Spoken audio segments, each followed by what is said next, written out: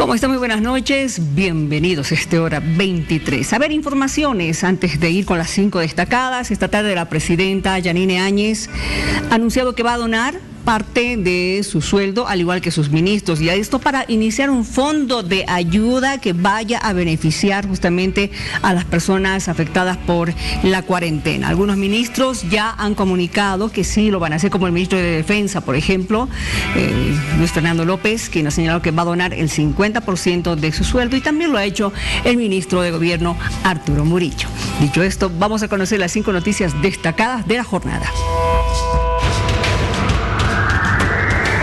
Nosotros estamos proponiendo que se elimine el impuesto a las utilidades de las empresas.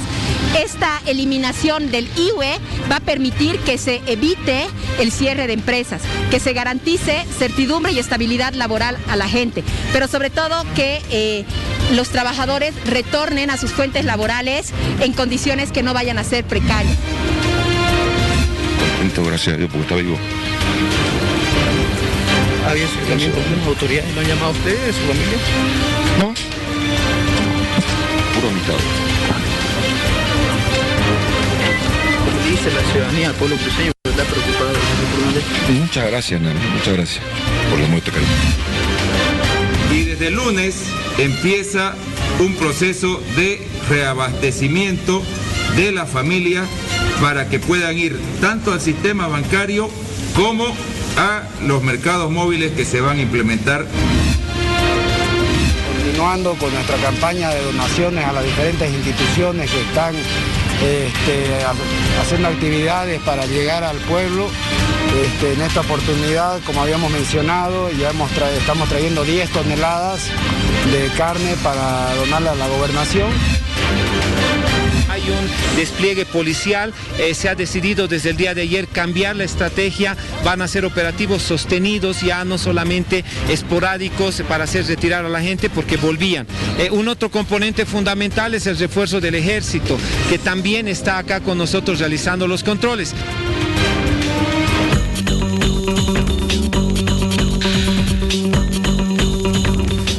Bueno, de inmediato nos vamos hasta Beni, donde está nuestra compañera Rocío Hansen, para reportarnos acerca ya de estos casos de COVID que hay en este departamento. Rocío, buenas noches. Un saludo para toda la audiencia de Hora 23 desde Trinidad, Beni. Les damos a conocer lo último que ha ocurrido luego que se conociera que 2 personas dieron positivas. Una persona de sexo femenino que se encuentra en estado de gestación y otra persona de sexo masculino de 68 años de edad que prácticamente perdió la vida horas después que se conocieran estos resultados. Esto ha causado bastante conmoción en la población beniana y trinitaria.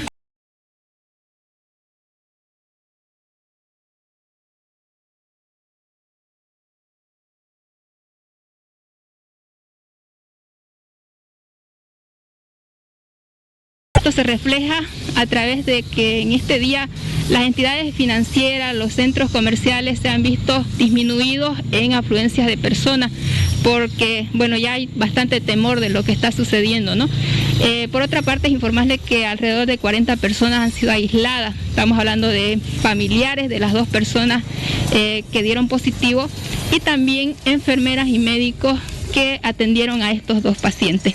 Decirles de que uno de los pacientes estaba internado en el Hospital Presidente Germán Bush, es la persona que falleció, y la otra paciente se encontraba en el Hospital Obrero. Ambas personas, sobre todo la paciente que está en estado de gestación, está aislada, al igual que su familia. Decirles también, por otro lado, de que a raíz de esta situación, diferentes subgobernaciones y municipios del departamento, como el caso de Rivera Alta, Guayaramerín y Santa Ana del Yacuma, han pedido que se encapsulen estas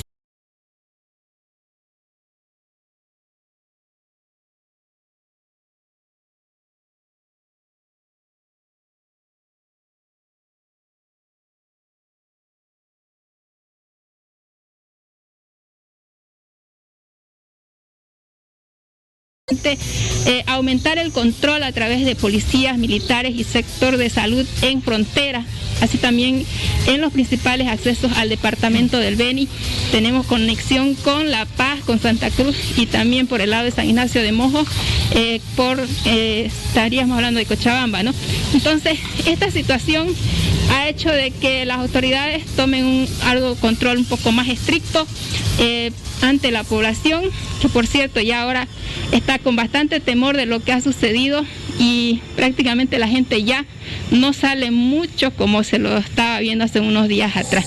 Entonces esa es la información que tenemos para todo el país desde Trinidad, la compartimos a través de tu programa, querida Miriam, y con esto nos despedimos deseándoles que tengan un buen descanso a todo el país. Retornamos, Dios mediante, en cualquier momento. Permiso. Gracias, Rocío. Notamos realmente la desazón que tiene nuestra compañera porque hasta ayer creía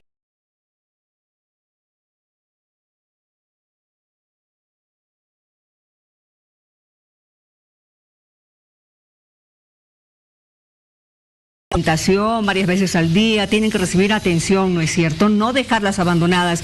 Y lo mismo con los médicos y enfermeras que trataron justamente a estos dos pacientes. ¿Cómo se encuentran ellos? ¿Los están atendiendo? Esas son preguntas que se quedan en el aire y que esperamos las autoridades en el Beni puedan respondernos oportunamente. Hasta aquí nuestro contacto en directo.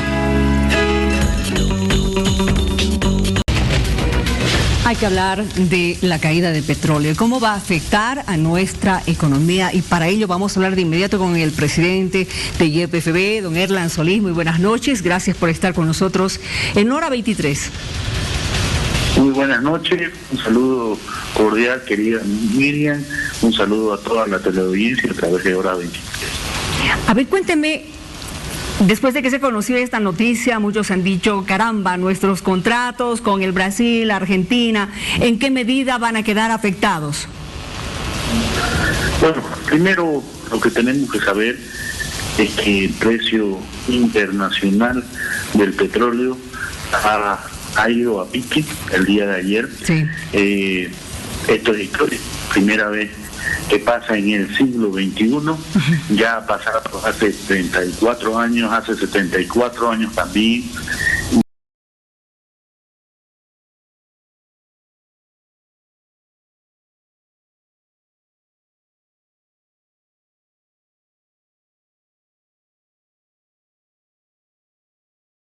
Está justamente en lo que está diciendo, en los contratos de exportación de gas natural, puesto que nuestro gas natural está indexado al precio internacional del petróleo, al precio del WTI.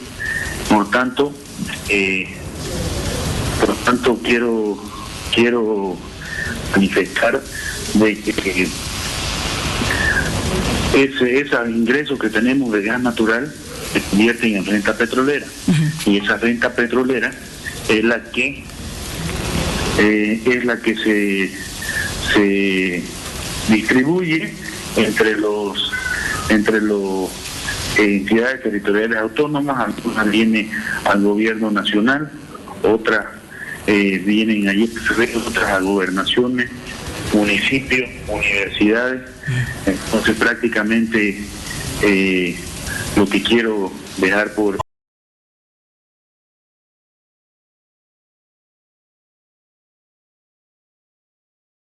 % de disminución del presupuesto 2020. Entonces nosotros ahora alertamos a todas las entidades territoriales autónomas que tomen sus precauciones, porque la caída del precio del petróleo se va a ver reflejada directamente de aquí a 6 meses, en octubre, en noviembre y en diciembre, en el último trimestre, dado que la fórmula del precio de gas tanto a la Argentina como al Brasil, el precio de venta, es una fórmula que baja escalonadamente y se va a acentuar en esos meses, en los últimos meses del año.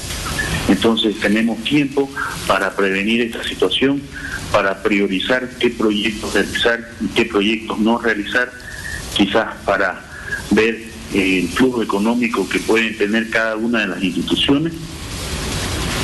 Ahora bien,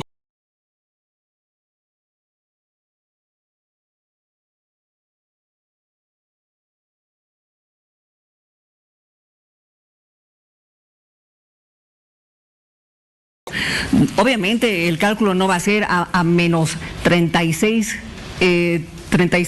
dólares, ¿no es cierto? Sino va a ser a los 20 o 30 dólares por barril, que es lo más bajo que ha caído al margen de lo que ha pasado el día de ayer. Porque esto se va a nivelar, ¿no es cierto? Va a volver a subir.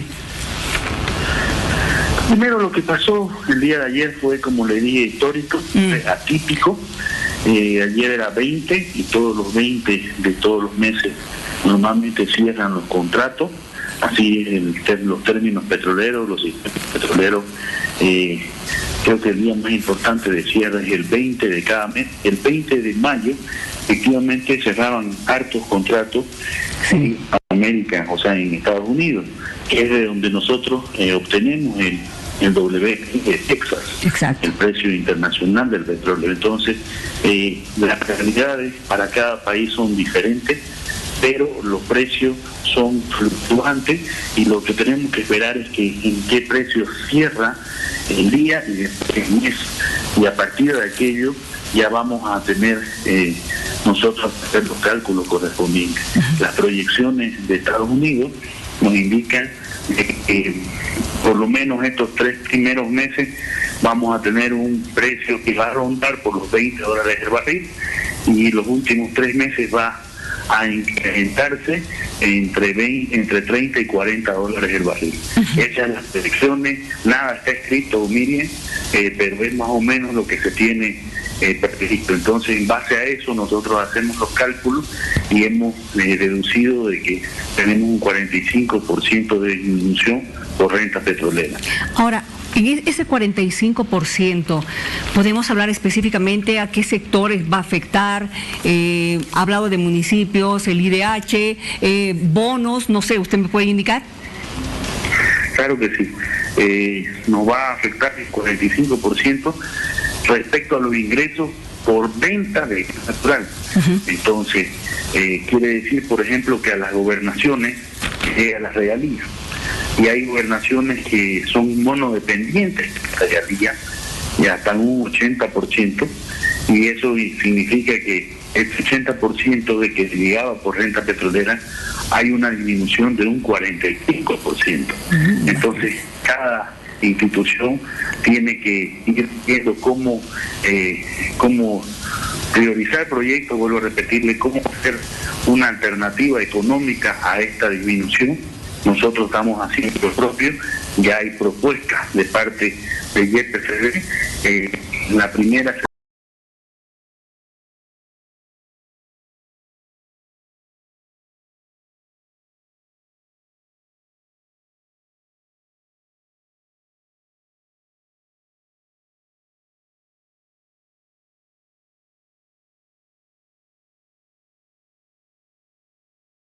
$50.000 toneladas métricas mensuales. Eso equivale a todo el consumo boliviano de un año. Entonces, prácticamente con un mes de producción de urea, queremos intercambiar esta urea con el sector productivo por alimentos, para así tener mayor cantidad de alimentos enfrentando este COVID-19 y el post-COVID-19, ¿no? Entonces, esas son medidas, por ejemplo, económicas propuestas por YPFB, y ya van a conocer otras en su debido momento. A ver, uno de los temas del que siempre se habla y se toca con mucha delicadeza porque realmente hace estremecer a muchas personas, el tema de la subvención. ¿Va a continuar? Ya.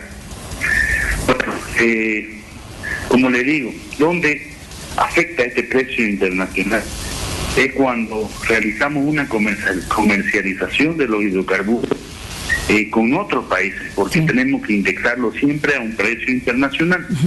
Pero en este caso, lo que me está preguntando usted es la subvención, eso es internamente dentro de Bolivia, ¿no? Entonces, conocemos que en Bolivia, en el mercado interno, tenemos un precio subvencionado, tenemos un precio fijo. Por ejemplo, hace muchos años que la gasolina vale 3.74 bolivianos el litro, el diésel 3.72 bolivianos el litro, y la garrafa GDP 22.50. Exacto. Entonces, eso no se va a mover.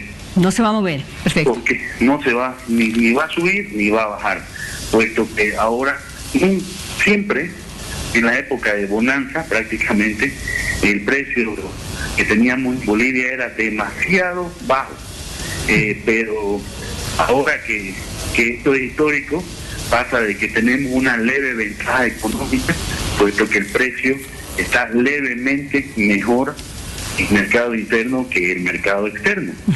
Entonces esto nos hace continuar con estas medidas, nos hace ver de que tenemos una leve mejora en la economía, mientras que otros países obviamente se las ven complicado el sector, porque todos sus hidrocarburos están indexados al precio internacional del petróleo. Nosotros no, nosotros tenemos un precio fijo y no se va a mover, se va a mantener. Gracias por haber conversado con nosotros esta noche, presidente. Muchas gracias a usted, Miriam, por la llamada primero y por la información que creo que debemos hacer entender a toda la población. ¿Será que puedo dejar un mensaje? Adelante, por favor.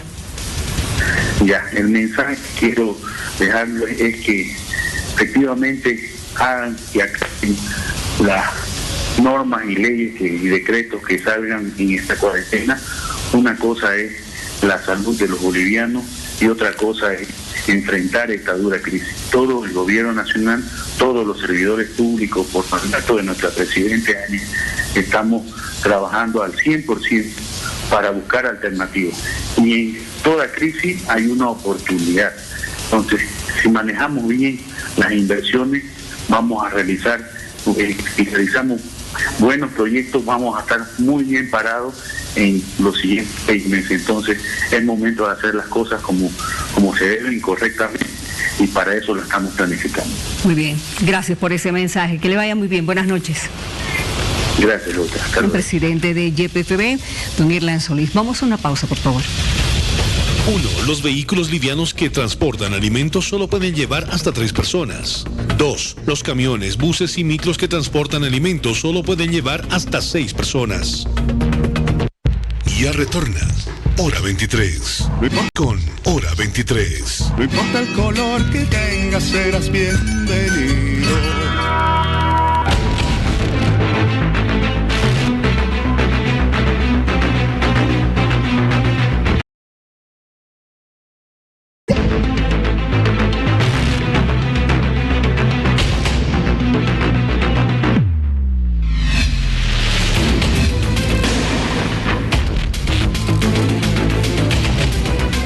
Vamos a seguir hablando de la caída del crudo, que realmente ha sido la noticia de primera plana ayer, las últimas horas también. Estaremos conversando en instantes nada más con el ingeniero Álvaro Ríos, exministro de Hidrocarburos, y también con el licenciado Álvaro del Pozo, que es analista experto en temas internacionales. Los saludo primero al exministro. ¿Cómo está, ingeniero Ríos? Muy buenas noches, bienvenido a Hora 23. ¿Cómo le va, Miriam? De tanto tiempo, pero bueno, aquí a sus órdenes en tiempos de virus y de petróleo muy bajo. Qué increíble, ¿no? Esto es un caso histórico, realmente es la primera vez que cae de esta manera el precio del petróleo. Sí, totalmente inédito, ¿no? Nunca habíamos visto que la gente pagara para deshacerse del petróleo, ¿no? Es como si la caserita de la esquina quisiera que le paguemos para que se nos llevemos su perejil. Entonces, esto es bien inédito, ¿no? Pero déjeme explicarle, Miriam, que esto ha sido algo de especulación en el mercado. Sí. No es estructural, o sea, no es que los precios van a permanecer negativos. Sí. Ya ha habido un rebote y vamos a tener precios bajos hasta fin de año. Entre 20 y 30 dólares, bueno, me imagino. Porque la demanda está caída, básicamente. Claro, la demanda está caída y entonces los precios, no sé, 20, 30 dólares hasta fin de año, eso es lo que muchos de nosotros estamos estimando, y con eso vamos a tener que vivir, y eso es lo que nos va a dar los ingresos de gas, porque como todos saben ya, el precio del petróleo está vinculado a nuestra exportación de gas, ¿no? Exactamente. ¿Qué va a pasar en ese sentido? Porque tenemos contratos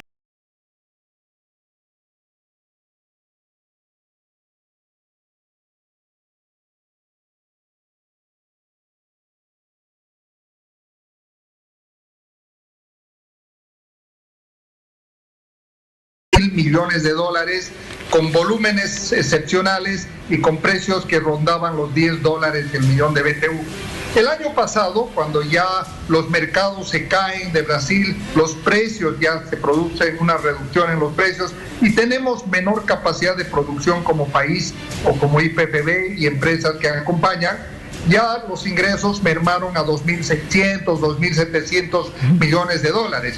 Este año, con lo que las proyecciones que hemos hecho en la consultora, estimamos que no vamos a llegar a 1.600, 1.700. Entonces, estamos hablando de una reducción cercana del año pasado de cerca de 800 a 1.000 millones de dólares menos que vamos a recibir y que sin duda esta plata va a las regalías que van a los departamentos productores de gas, que son Chuquisaca, Tarija y Santa Cruz, pero además va a impactar muy duro en el IDH, que va a gobernaciones, a municipios, a las Fuerzas Armadas, al Fondo Indígena, que fue vilmente saboteado, diríamos así, y a muchas otras instituciones. Entonces, habrá que amarrarse los cinturones, porque este año no viene bien en materia de ingresos por las ventas de gas. Pero por el otro lado vamos a tener una pequeña compensación, yo diría una compensación, porque también nos habíamos descuidado de la exploración. El anterior gobierno no hizo exploración, se dedicó a hacernos creer que IPFB o el sector estaba en una bonanza espectacular vía propaganda en los medios, pero en realidad el año pasado hemos importado casi 1.800 millones de dólares de diésel y gasolina. Ese monto también va a caer porque tenemos mucho menor demanda de gasolina principalmente y también de diésel en el país. Claro. Entonces va a haber en nuestro aparato, en nuestra balanza comercial, de los dólares que recibimos versus los dólares que dejamos de recibir. Muy bien, cuando usted me está hablando de que llegaremos a 1.600 millones de dólares, digamos, a percibir, estamos hablando de aproximadamente el 40% que no va a ingresar justamente por esta situación. Así es, 40% respecto al año pasado, ¿no? Exacto. Y hablamos de 3 veces menos o casi 4 veces menos que lo que exportábamos allí en las épocas gloriosas de la época dorada del gas, 2012, 13 y 14. Ahora, esta situación no tendría por qué afectar, por ejemplo, en la subvención, en el precio de la gasolina actualmente, obviamente el precio del gas, digamos. Bueno, Miriam, voy a lanzar una propuesta a través de tu canal, no sé si me permite. ¿sí? Adelante. Yo personalmente opino que los subsidios son perversos.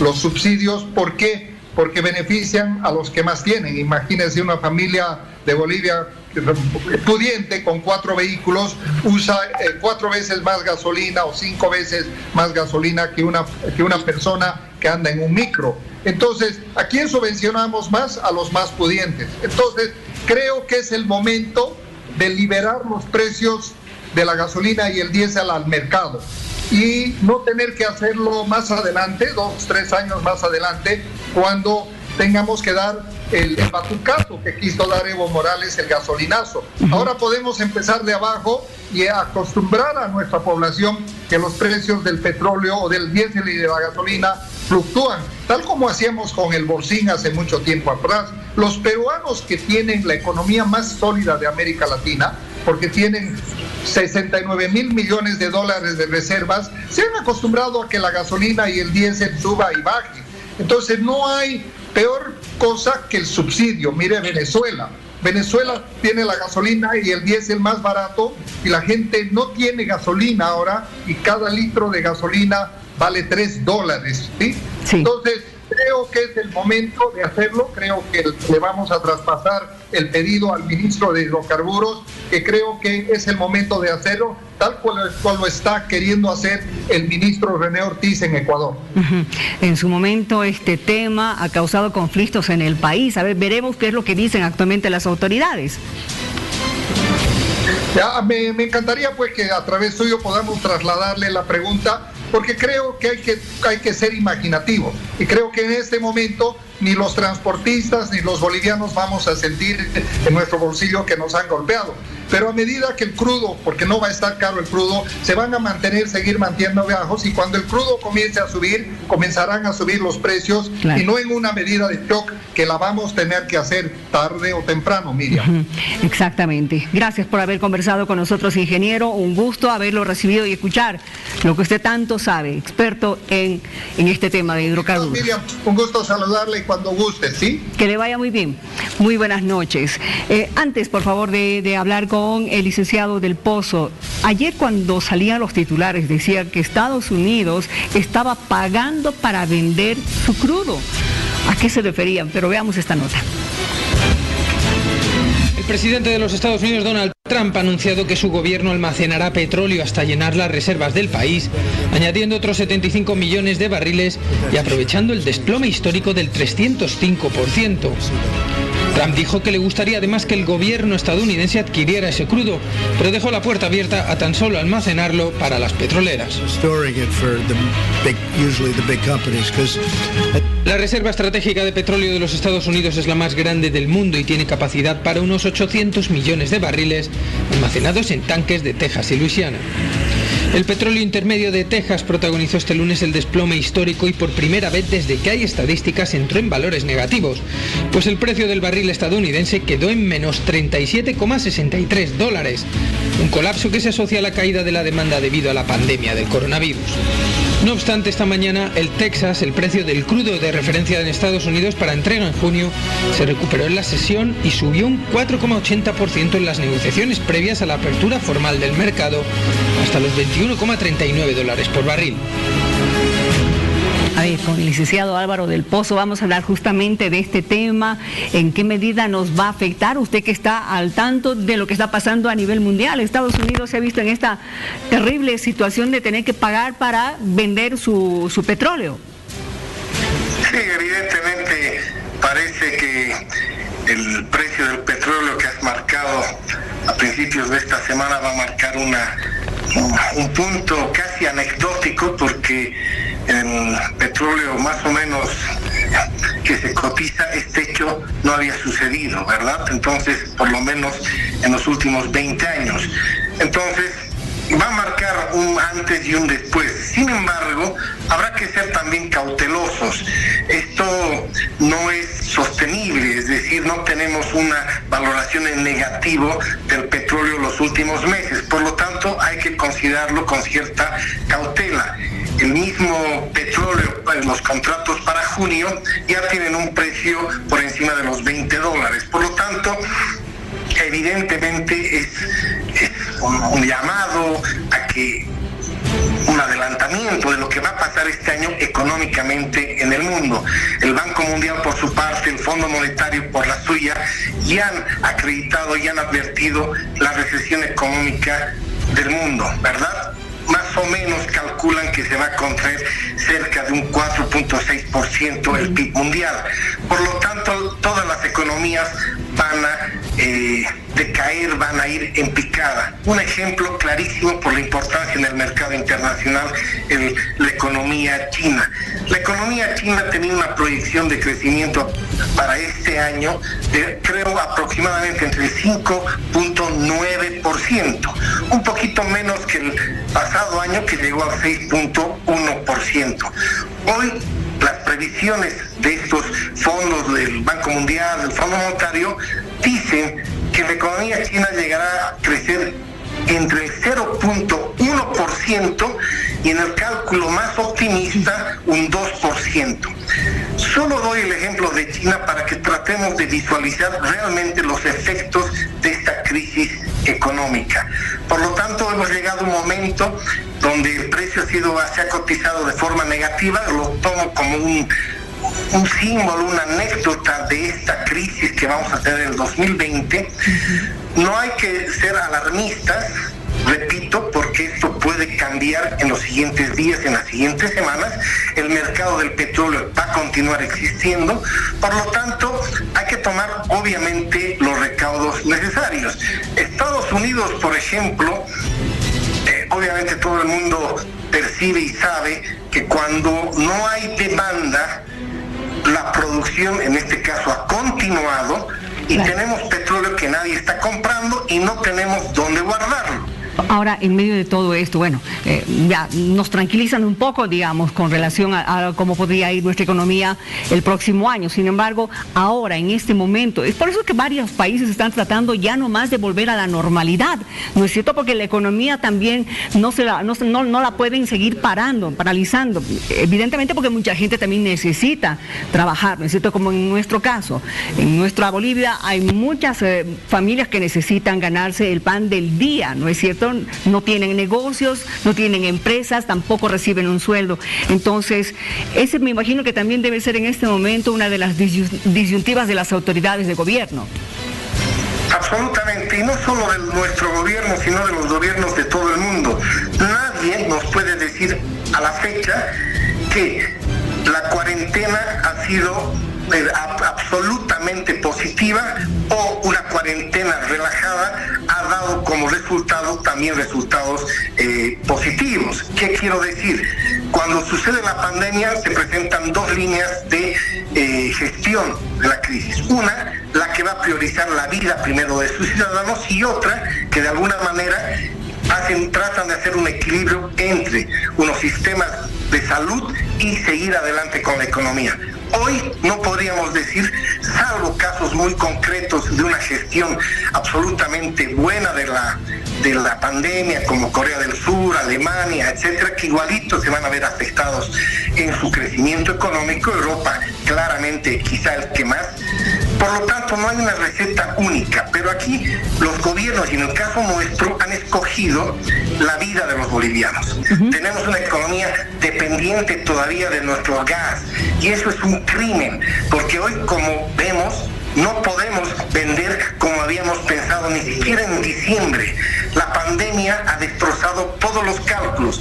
Hoy ni siquiera estamos ocupando un tercio del gasoducto al Brasil. Por lo tanto, la pandemia nos ha puesto en una situación de vulnerabilidades y pocas políticas que hayan podido generar medidas preventivas para una crisis de esa naturaleza. Por lo tanto, lo que toca en adelante es seguramente políticas inteligentes, sacrificio de la sociedad boliviana, unidad de aquellos que hacen política, para que esta sociedad pueda ver como después de la crisis de la UDT vimos un horizonte mejor, una democracia fortalecida y espero una economía pujante donde se puedan generar empleos dignos, que es lo que más falta le hace a este país.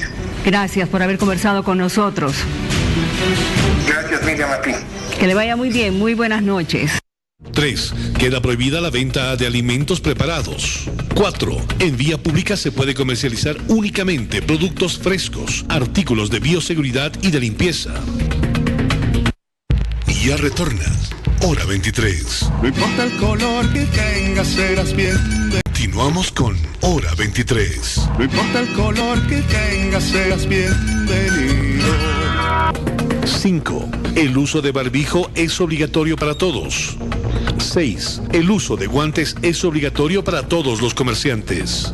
7. Los comerciantes de vía pública solo pueden salir de acuerdo a su número de carnet. No aplica para vendedores de mercados ni de mercados móviles. Hoy estamos con el gobernador de La Paz, don Félix Pazzi, a quien saludamos, le agradecemos por estar acá. ¿Cómo está, gobernador? Miriam, gracias. Trabajando en lo que me corresponde como gobernador. Intensamente por lo que estamos viendo. Estamos abierto varias líneas, ejes de trabajo en realidad que corresponde hacerlo. En tema de alimentación, fundamentalmente a la gente que no se beneficia de ninguno de los bonos. Se ha hecho un esfuerzo grande para hacer un estudio de trabajo social a través de la Secretaría Departamental de Desarrollo Social Comunitario, la Dirección de Políticas Sociales, que está trabajando ese punto. Estamos abriendo hacia áreas rurales y también hacia las cooperativas que precisamente nos comunican que hay familias concretas que no se benefician del bono, y es un trabajo duro que está realizándose. Este es un eje. Y el segundo eje es atención de la circulación de las movilidades, la desinfección. Vamos a instalar ya alrededor casi 80 cámaras de desinfección en todas las trancas que entran para a los la camiones, ciudad, camionetas. a todos los camiones, camionetas, toda la circulación de vehículos que se trasladan del campo a la ciudad, de la ciudad hacia el campo. Entonces esto se requería, y también las fronteras. Este es otro eje de trabajo que estamos abriendo. Y el otro eje, precisamente, lo que corresponde es a los repatriados, que también estamos atendiendo como gobernación. Un trabajo duro porque llegan de Pesiga, no saben llegar, o tenemos que trasladar hacia sus municipios, y los municipios no quieren recibirlo porque muchos han, como se dice, autoconfinado, encapsulado, entonces no dejan entrar nadie. Hay que hacer todo un trámite, todo un trabajo en ese eje de repatriados, ¿no? Y ahora, respecto a la salud, vamos a continuar y hemos decidido entregar equipos de bioseguridad a 2 tipos de municipios rurales, a sus trabajadores de salud en los centros de salud, ¿no? Son de categoría A y categoría B. Municipios que son de categoría A y categoría B. Por categoría A son la ley de coparticipación dice 15% para la salud, pero los de categoría A, que tienen una población de menos de 5.000 habitantes, prácticamente su coparticipación es 2.000 bolivianos, 1.000 bolivianos. ¿Qué van a hacer? Que no ayuda. No van a comprar nada con eso. Y las categoría B de igual manera. Entonces, en ese sentido se ha decidido que vamos a otorgar bioseguridad, la gobernación, para ese tipo de municipios. Estamos hablando casi 60 municipios, ya 20 municipios nomás faltaría. Entonces vamos a trabajar fuertemente en equipos, otorgar equipos de bioseguridad. Seguramente vamos a coordinar con el Ministerio de Salud este trabajo, ¿no? Porque ustedes saben que ya no pertenece sedes a la gobernación. Entonces, en esta coyuntura, entonces lo que corresponde es directamente coordinar con el ministerio, y en ese sentido antes estábamos previendo esto, trabajar a través de sedes, pero como ya no es posible esto, entonces tendría que hacerse algún convenio con el Ministerio de Salud.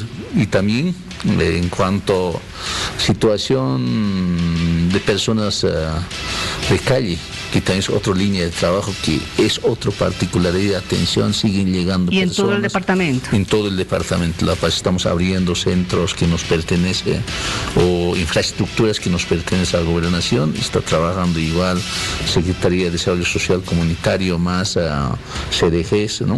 Y además hay que atender, cuidar muy bien los centros que tenemos de acogida en la gobernación. Entonces son trabajos, ejes de trabajo que estamos desarrollando. Ahora bien, eso dentro del trabajo que usted está haciendo, como dice, le falta todavía algunos municipios por cubrir, ¿no es cierto? Vamos viendo cómo se está comportando la población paceña. Patacamaya, por ejemplo, feria el fin de semana, otra vez todos afuera. Es bien complicado prácticamente cumplir al 100% este decreto de confinamiento total o encapsulamientos totales. Es bien complicado. Patacamaya 2 semanas se comportó muy bien, la verdad. Sí. Y los casos también, ustedes verán, no ha rebrotado rápidamente. Ahora tenemos ya más de 20 casos.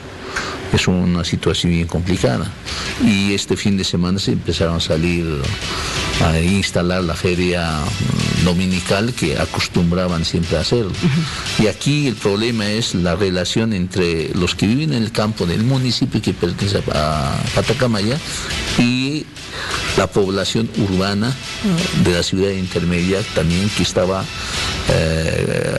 encapsulado, pero no estaba encapsulado el área rural, porque así determinaron las autoridades. Y eso evidentemente empezó a generarse un conflicto entre ambos sectores de rural y área urbana, y al fin y al cabo han tenido que nomás instalarse la feria. Es una situación bien complicada. Claro, porque hay muchos que dicen necesitan realmente vender sus productos para poder tener algo de ingreso, ¿no? Y lamentablemente en área rural, municipios como Patacamaya, Laja, ahora Malla, etcétera, que está presentando casos, coincide con la época de cosecha. Claro. Cosecha de papa, cosecha de quinoa, cosecha de cebada. Como pasó en Oruro. Solamente tiene tiempo, no puedes esperar más tiempo. Entonces la gente necesita salir a trabajar, ¿no? Y ese producto necesita vender para abastecerse de otros productos. Eso es el tema de fondo. Entonces aunque miles de esfuerzos está haciendo el ejército, la policía, pero el campo es totalmente abierto, entonces prácticamente van pasando por otros lugares que no es lugar de control. Esto es lo que está pasando en otros lugares. Ahora, hay varios lugares en el departamento que ya hay COVID, ¿no es cierto? Estamos hablando del área rural. Cada vez se está presentándose ya en área rural, que no esperábamos, la verdad. Y es lo más preocupante, ¿no es cierto? Porque es mucho más complicado para controlar. Es que esta relación entre campo y ciudad, que vienen a vender y también a comprarse, entonces en ese sentido no sabemos exactamente dónde se ha producido el contagio, porque hay que admitirlo que se ha convertido ya en comunitario. Hay casos que no podemos saber el origen, es el caso de Cairoma, hay municipios que ya no se sabe exactamente el origen, ¿no? Y ahora las investigaciones ya es bien difícil establecerla en ese sentido, ¿no? El caso de Chuluman nomás no se sabe exactamente, era de tránsito o era que ha llevado de La Paz o cómo ha sido. Nadie puede determinar con certeza. Esto es un tema de fondo. Ahora las autoridades de salud con seguridad están trabajando, están haciendo muchos esfuerzos, pero creo que es muy complicado controlarla. Estamos a 9 días de que concluya este periodo último que la presidenta ha señalado de cuarentena. Se está analizando qué se va a hacer con La Paz, porque estamos ocupando el segundo lugar en número de contagios. Eso es muy preocupante. Hay que analizar dos situaciones al respecto.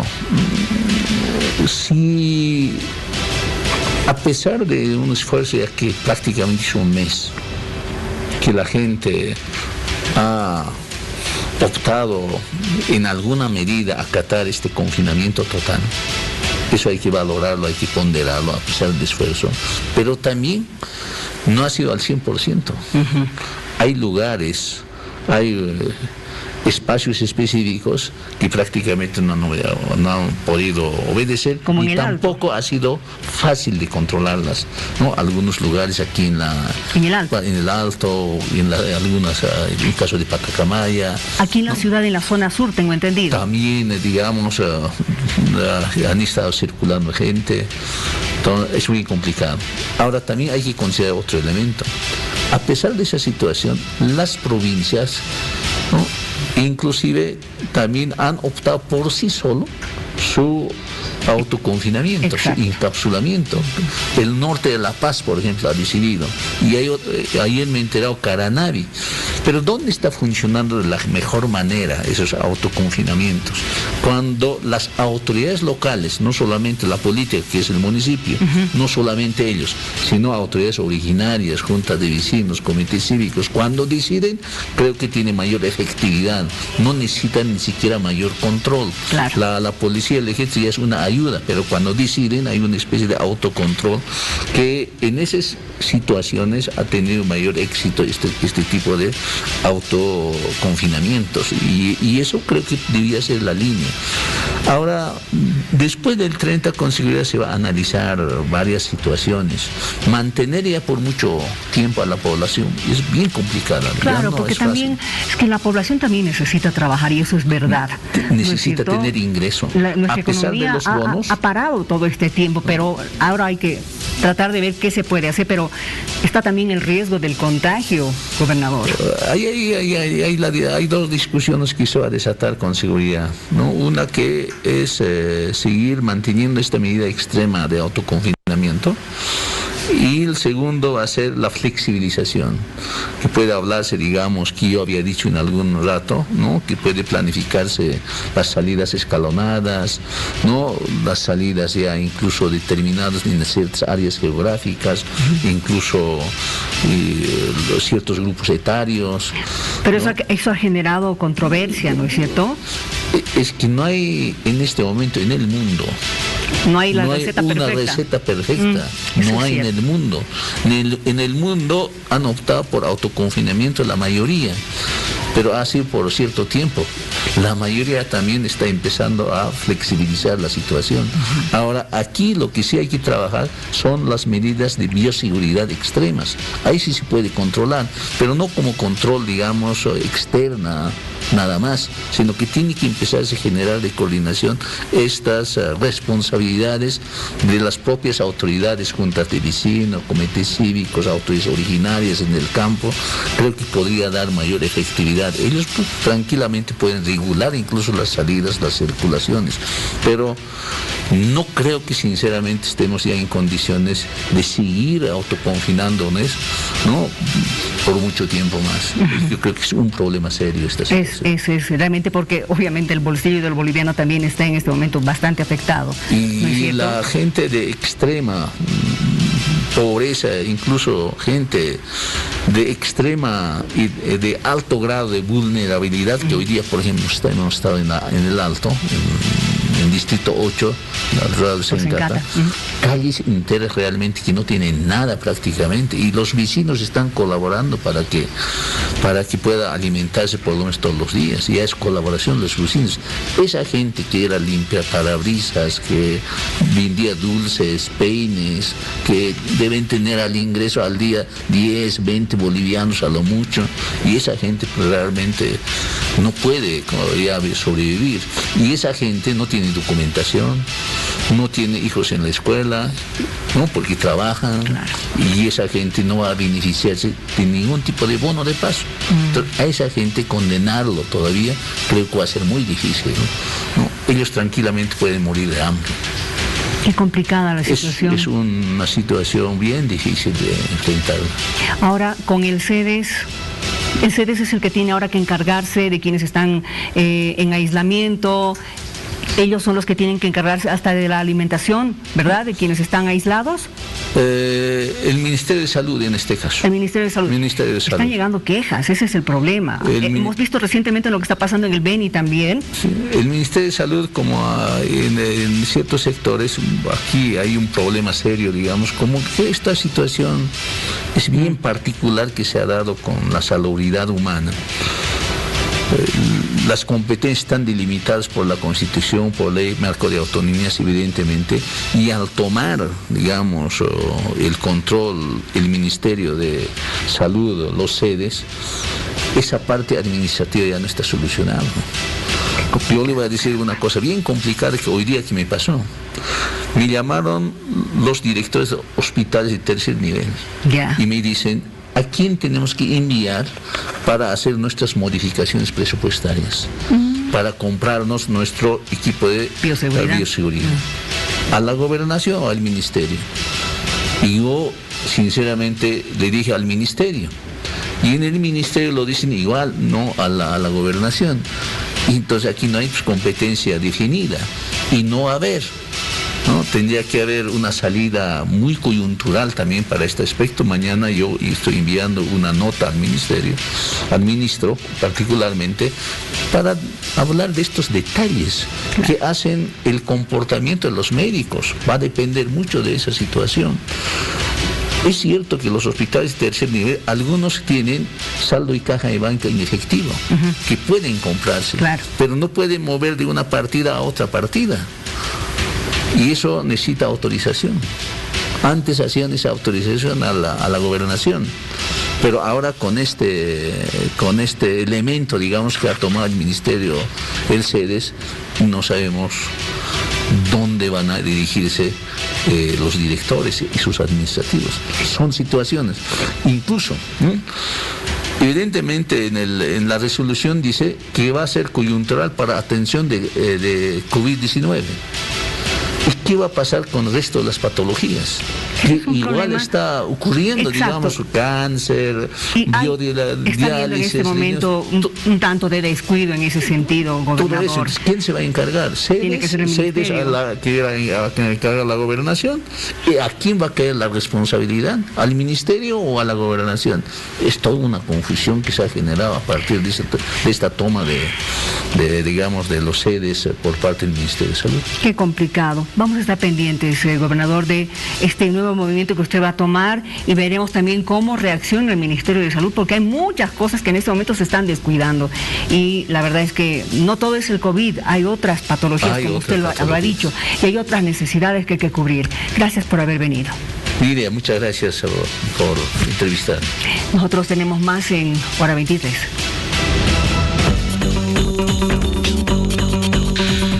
En todo el país hoy ha comenzado el trámite de aquellas personas que se han quedado varadas en diferentes ciudades por este tiempo de cuarentena. Quieren retornar a sus ciudades de origen, están mandando ya cartas a las municipalidades.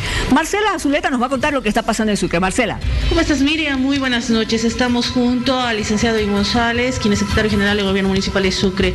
Hoy se ha procedido a lo que es el registro de llenado de una fecha de solicitud de viaje de acuerdo al decreto que ha emanado del Gobierno Central. Licenciado, ¿cuál es la evaluación que se hace? ¿Se ha procedido al llenado de este formulario?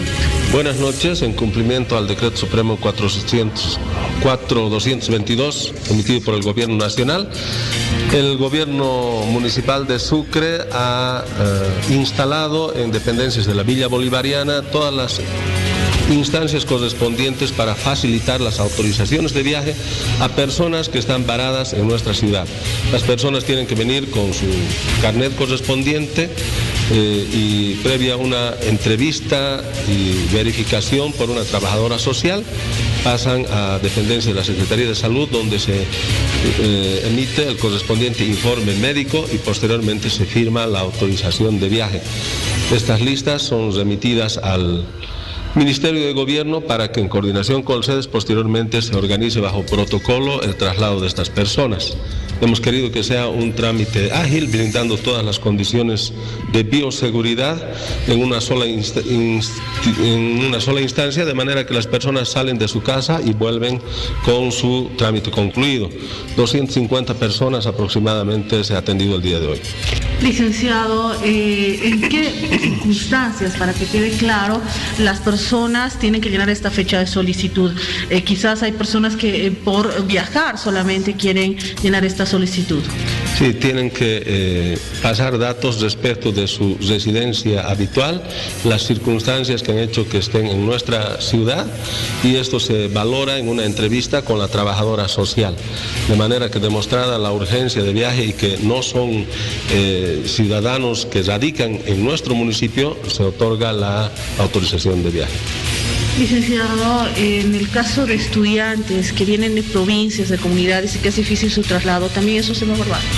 Sí, por supuesto, se han dado ya autorizaciones de viaje a varios estudiantes que por supuesto están aquí de manera precaria en la ciudad y su domicilio habitual es otro, entonces corresponde y están bajo el amparo de este decreto supremo. En el caso de los menores de edad, ¿hay otro requisito al margen? En el caso de los menores de edad, ahí mismo se han instalado oficinas de la Defensoría de la Niñez, que está también cumpliendo todas las formalidades, otorgando las autorizaciones de viaje. Muy bien, ¿esto hasta cuándo va a ser este llenado? ¿Hay una fecha tentativa? ¿Cómo va a ser el plan? Como manda el decreto supremo, se va a atender hasta este día viernes, no se atiende sábado y domingo, y el último día de atención es el día lunes 27 de abril, en horario de 8 a 12 de la mañana. Muy bien, muchas gracias.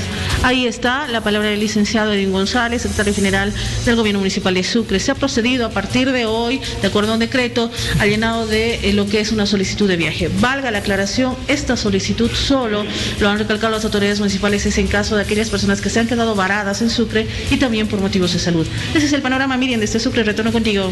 Gracias, Marcela. Exacto. Los que se han quedado varados en la cuarentena y quieren retornar a sus ciudades de origen, ya lo ha dicho bien. Les queda este miércoles, jueves, viernes y el próximo lunes 27.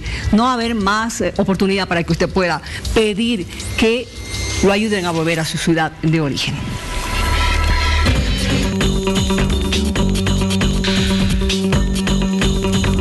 Y ya retorna. Hora 23. No importa el color que tengas, serás bienvenido. A ver, a propósito de la noticia que le hemos dado al iniciar hora 23, la presidenta ha anunciado que va a donar parte de su sueldo, dinero que va a ir a un fondo de ayuda para las personas que están siendo afectadas en este tiempo del coronavirus. Han anunciado ya el ministro de Defensa, el ministro de Gobierno también, que van a donar el 50% de su sueldo, y también lo ha hecho la ministra de Comunicación. Dicho esto, pues gracias una vez más por estar con nosotros. Vamos a retornar en próximas horas, siempre aquí para estar informándole y también para acompañarle en este tiempo en el que usted tiene que quedarse en casita. Buenas noches.